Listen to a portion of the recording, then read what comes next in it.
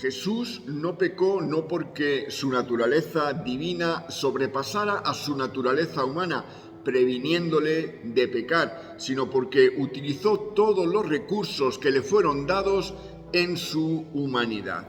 Él amaba la palabra de Dios y meditaba en ella. Él oraba al Padre diariamente. Confiaba en la sabiduría y la justicia de la voluntad y la palabra de su Padre, y de manera muy significativa confiaba en el poder sobrenatural del Espíritu para hacer todo lo que se le había encomendado.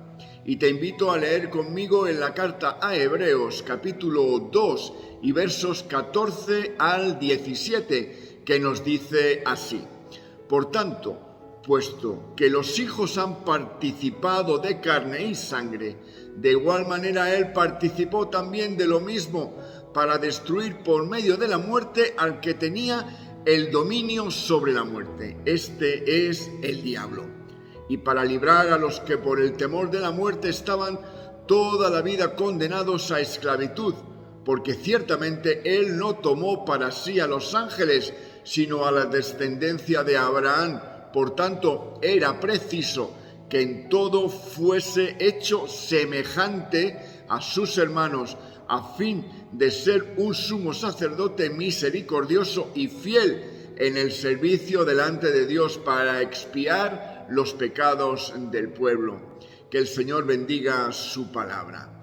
Lucas nos dice que antes de que Jesús fuera al desierto para ser tentado por el diablo, fue lleno del Espíritu Santo y fue guiado por él a ese mismo lugar, al desierto.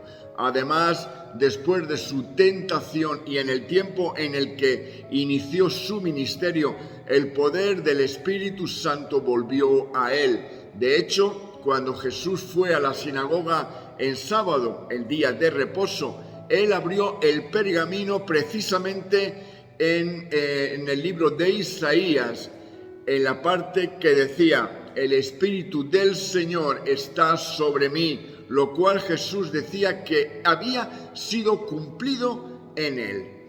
En su vida y ministerio, Jesús fue lleno del poder del Espíritu Santo. Jesús no solo fue lleno de poder por el Espíritu Santo, sino que también era respaldado por la palabra de Dios para vencer las tentaciones de Satanás. Jesús venció a esas tentaciones citando la Escritura y diciéndole: porque escrito está, lo cual es equivalente a eso lo resuelve todo. Y Jesús entendía que la palabra de Dios era suficiente para esto. Además, cuando Jesús estaba en el jardín de Getsemaní y estaba enfrentando la tentación de darse por vencido para no ir a la cruz, se comprometió a orar al Padre. Jesús luchó y se enfrentó a la tentación, pero aún así siempre salió victorioso. Debemos recordar que cuando Jesús fue humano, no era Superman, era un hombre real, común y corriente. La humanidad de Jesús y su deidad no encajan directamente la una con la otra. Si fuera así, eso significaría que la humanidad de Jesús sería de hecho superhumanidad. Y si es superhumanidad, no es nuestra humanidad. Y si no es nuestra humanidad, Él no puede ser nuestro sustituto, ya que debe ser como nosotros para la expiación de nuestros pecados. Recuerda, Jesús no da a entender que el mundo está en oscuridad. Todo lo que somos producirá un efecto real en todo lo que nos rodea. En otras palabras, nuestro estilo de vida diferente resaltará porque es totalmente contrario a lo que caracteriza y aplaude el mundo. Que tengas un excelente día en Cristo Jesús. Amén y amén.